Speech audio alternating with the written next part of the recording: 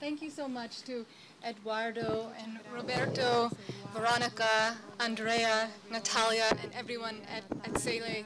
It's an extremely impressive organization, and it's just my great honor and pleasure to be with you here these few days. So I was looking in my Buenos Aires guidebook just to learn a little bit about this fine city. And the first couple things I saw that characterize Buenos Aires today are that Buenos Aires is getting a facelift, it is going global, and it is full of free speech. That's what Fodor says about Buenos Aires. So I'm very happy to be here talking to you today about global free speech issues on the internet. Eduardo asked me to speak about keeping the internet free.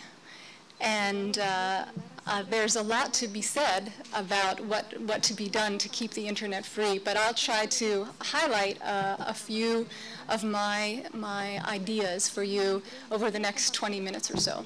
So thank you all for coming. I greatly appreciate it. So first of all, what can and should governments do to keep the internet free? So a few ideas. First, provide for universal access. Right? That's a great dream and great goal. Require ISPs to serve as neutral conduits for all legal speech. Immunize ISPs from liability for hosting harmful speech. The government itself should not restrict speech on the internet, and if it does, it should meet the very strictest requirements for protecting free speech. So that's just an outline of my recommendations, and then I'll go in to talk about these in greater detail. And as Eduardo mentioned, I wrote a book about these issues a couple of years ago, so some of these ideas come out of that book. So my vision of internet freedom, first of all, as I said, universal access, a great part of the dream, but not one that I focus on, thank you, in great detail, given all of the economic and technological challenges to providing universal access, which vary from country to country. So of course this is a very important component of it, but not one that I'm going to be spending a lot of time addressing. I do, in my book, I talk about an affirmative conception for free speech in which citizens have a right to access neutral conduits for their expression, for their speech. Okay, so before the internet, we had the idea of the postal service and the telephone service serving as neutral conduits for our expression. Right? You want to send a piece of mail or you want to engage in a telephone conversation. Those entities, even though they may be private, they may be privatized, they are under the obligation to serve as a neutral conduit for your expression. Right? So I think that it's important for this same concept to be carried over to the internet, to treat broadband providers, to have the government treat broadband providers as neutral conduits for our expression as well. And we'll talk about the concept of net neutrality, right? The idea of net neutrality obligations on broadband provider. So I think that this is a very important component and one that we've been struggling with a lot in the United States.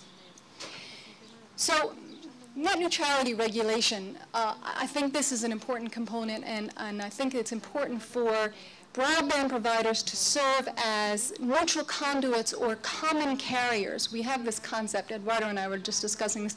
In the United States, we have this concept of common carriage, which started out applying to transportation services, and then was carried over to apply to communication services as well, and other private entities that perform important public service functions.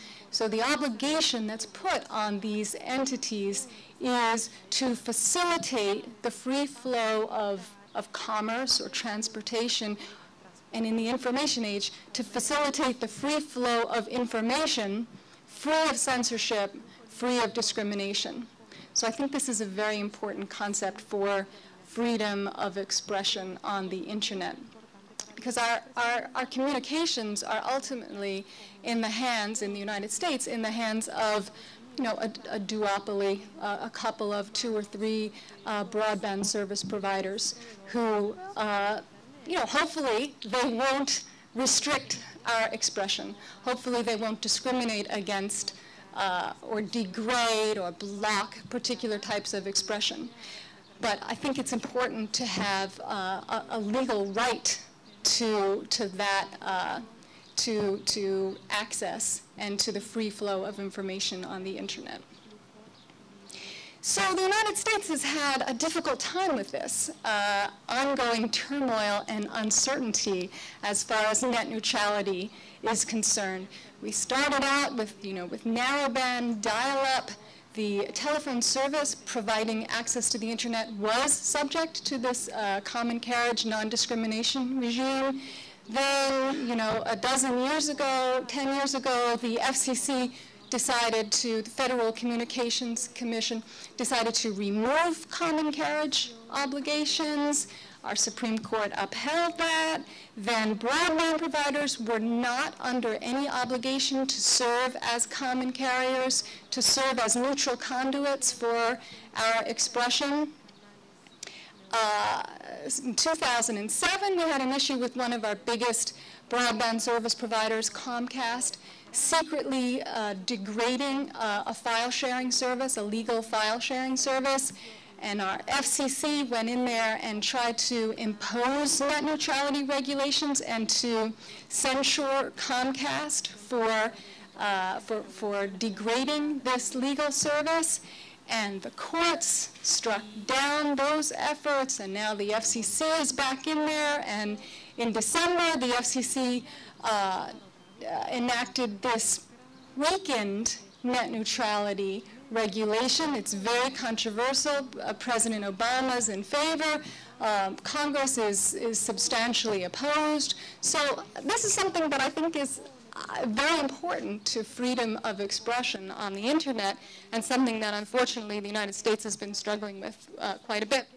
But the regulations that the FCC passed in December were these. As we see here, different treatment for fixed or wireline broadband service providers than for wireless or mobile broadband providers. So that's an interesting distinction that we can discuss whether that is justified. So the fixed broadband service providers are subject to this requirement: no blocking of any lawful content, applications, or services, subject to reasonable network management. So if they need to do that for reasonable network management purposes, they can. No unreasonable discrimination in handling traffic.